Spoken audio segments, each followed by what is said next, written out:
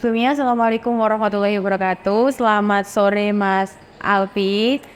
Kami dari kelompok 3 SKB yang akan meneliti usaha dari Mas Alfi. Kebetulan itu usahanya Batagor Somai Pak Joni namanya.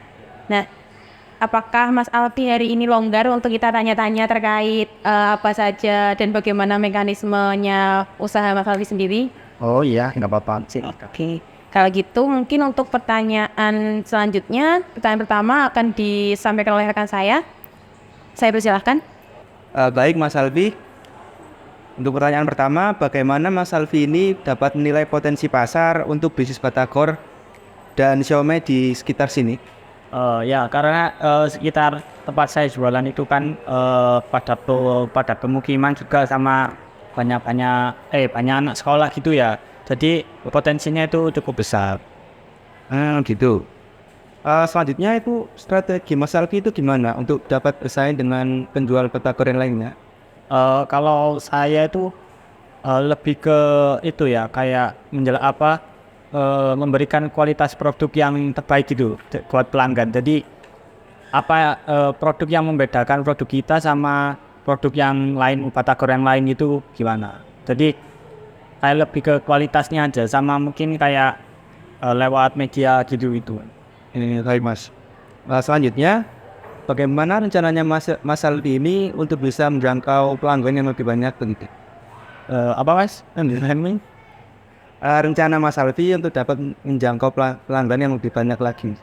Kalau caranya itu saya mungkin lebih ke banyak diaktif di media sosial ya. Jadi kayak kegiatan kita itu pas produksi kayak gini-gini itu jadi kayak di-share gitu ke media sosial kita. Dan selanjutnya di aspek pemasaran, kalau untuk rencana pemasaran produk masnya itu seperti apa? Kalau saya itu mungkin ya melewati media sosial kayak Instagram, WA, Facebook gitu. Terus mungkin nanti bisa disebar ke teman-teman terdekat gitu, suruh bantu share-share gitu. Sama bisa buat kayak video pendek tentang produk saya itu Batagor itu. Oke. Untuk selanjutnya kira-kira dari beberapa tadi itu ada nggak jenis dari iklan-iklan yang masnya mau buat yang paling efektif untuk sekarang ini tuh ada? Kalau sekarang mungkin kayak itu ya, kalau lebih ke poster atau kayak pamflet gitu, brosur sama video pendek gitu mungkin. Jadi mungkin lebih diminati sama pelanggannya. Gitu. Untuk selanjutnya kira-kira apa lagi ini yang akan masnya buat untuk mempromosikan produk masnya? Mungkin sementara hanya yang tadi aja ya. Oh gitu, oke. Bagaimana rencana Anda dalam memproduksi Batagor dan Xiaomi? Saya itu kan biasanya itu kan kayak nyusun bahan bakunya, bahan belanjaannya itu apa aja. Jadi kayak bahan baku, terus kayak mulai cara penyajiannya gimana, terus cara melayani pelanggannya itu gimana juga. Jadi harus urut gitu, dan itu tuh harus sesuai sama kebutuhan yang saya punya gitu loh. Baik, itu Sama butuh juga karyawan yang sesuai sama yang saya suruh itu buat apa dia bisa gitu. gitu. Kemudian apa sih fokus utama Mas Alfi dalam memproduksi produk Batagor ini untuk menghasilkan kualitas yang tinggi? Kalau itu lebih ke kesegaran bahan bakunya ya. Jadi kan kalau bahan baku kan nggak selamanya itu kan seger gitu Mas, kalau dari pasar. Nah jadi saya itu memilih sendiri bahan bakunya itu yang seger-seger, jadi yang baru gitu. Fresh gitu ya? Ya, yang fresh. Kemudian untuk mengelola persediaan bahan baku dan barang jadi itu bagaimana Mas Alfi? Biasanya itu kayak ada catatannya sendiri gitu Mas. Jadi biar ketika kita itu ke pasar ya kita tulis. Kan kadang kan namanya juga manusia kan lupa kadang itu kan, jadi ya ditulis. Jadi biar barangnya itu nggak ada yang ketinggalan gitu.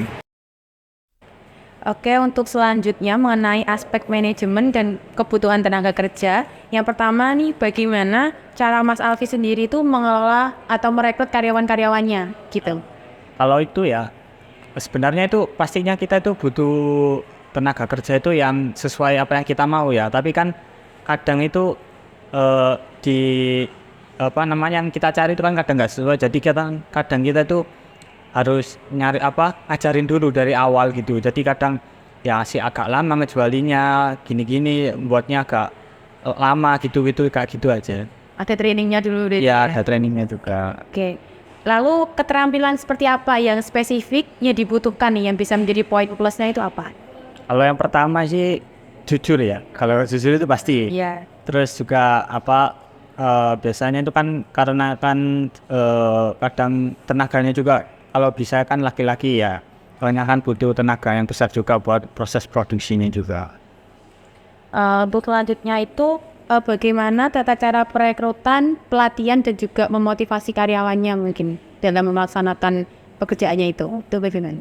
Kalau itu ya mungkin itu ya lebih ke kayak kita ngobrol bareng sama dia tuh. Jadi dia tuh kita tawarin misalnya gajinya berapa, terus dia tuh mampu nggak menghasilkan bukan menghasilkan, kayak menghasilkan ngejual produknya itu bisa nggak sesuai sama gajinya itu. Jadi kayak menyesuaikan aja. Oke. Setelah dari aspek manajemen lalu ke aspek keuangan ya Mas ya. Bagaimana cara dari Mas Alfi sendiri untuk merencanakan anggaran untuk bisnis ini? Wah, kalau itu gak susah ya. Kalau itu kan biasanya kalau modalnya itu kan ya modal sendiri ya. Jadi kita ya ngepas-ngepasin aja gitu. Jadi kayak bahan bakunya misalnya kalau ada naik biasanya, terus nanti kita proses produksinya nanti mungkin ada bahan yang dikurangin gitu, ada bahan yang lain yang ditambah. Berarti menyesuaikan harga pasar juga berarti? Iya. Mungkin kira-kira berapa gitu? Mungkin kalau seharinya ya modalnya itu mungkin ada 500 ribuan.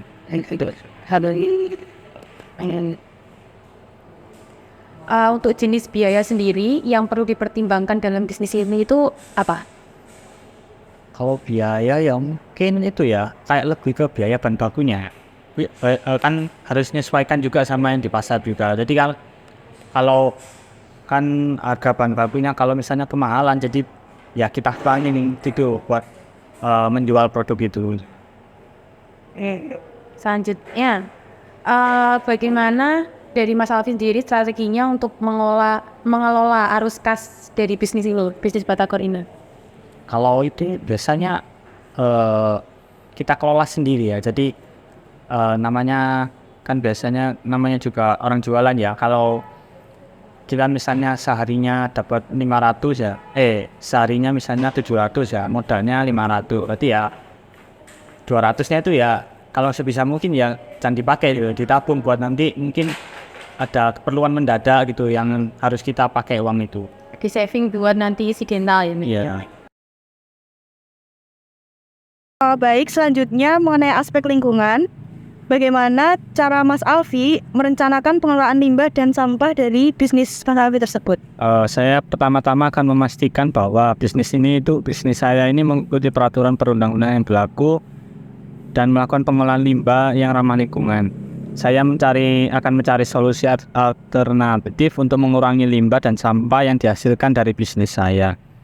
Saya juga akan berinvestasi dalam sumber daya manusia dan teknologi untuk mengelola limbah dan sampah secara efektif dan efisien.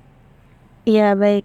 Lalu, apakah Mas Alfi itu bisa memastikan bahwa produknya tidak merusak lingkungan? Saya memilih bahan baku yang ramah lingkungan dan melakukan pengolahan bahan baku dengan cara tidak merusak lingkungan. Jadi secara yang alami saja. Lalu untuk menjaga kebersihan dan keamanan lingkungan di sekitar bisnis yang Mas Alfi jalankan itu gimana ya, Mas? Saya sistem pengolahan air ya. Sistem pengolahan air terutama itu untuk yang efektif untuk mencegah pencemaran air, terus memastikan bahwa bisnis saya tidak menyebabkan polusi udara dan suara yang berlebihan, agar tidak mengganggu tetangga yang lainnya, tetangga jualan lainnya. Oke Mas, selanjutnya itu dari aspek hukum.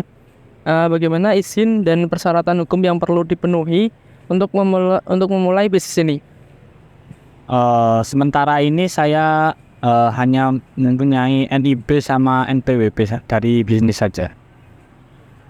Oke, selanjutnya bagaimana Masnya ini memastikan bahwa bisnis itu bisa mematuhi semua peraturan yang sudah berlaku gitu? Saya akan bertanggung jawab untuk membentuk tim dan memantau peraturan perundang-undangan yang berlaku terkait kelayakan bisnis ya. Oke, terkait resiko hukum Mas, bagaimana nih Masnya bisa mengelola resiko hukum ini? Saya membuat perjanjian kontrak yang jelas dengan karyawan terutama dan pemasok untuk menghindari risiko hukum yang mungkin terjadi. Saya juga memastikan bahwa bisnis saya ini memiliki asuransi yang memadai untuk melindungi bisnis di kemudian hari bila mana terjadi hal yang tidak diinginkan. Baik, terima kasih kepada Mas Alfi selaku narasumber dari usaha bisnis Batagor dan Siomay Pak Joni ini. Demikianlah wawancara dari kami, kelompok 3 studi kelayakan bisnis. Kami mohon maaf apabila selama pelaksanaan wawancara terdapat pertanyaan-pertanyaan yang mungkin kurang mengenakan atau mungkin kurang sesuai. Semoga dengan adanya studi kelayakan bisnis ini nantinya juga dapat memajukan usaha Mas Alfi sendiri dan juga dapat menjadi literatur bagi peneliti-peneliti selanjutnya. Mungkin itu dari kami. Terima kasih atas waktunya. Dan sampai jumpa di kesempatan lagi.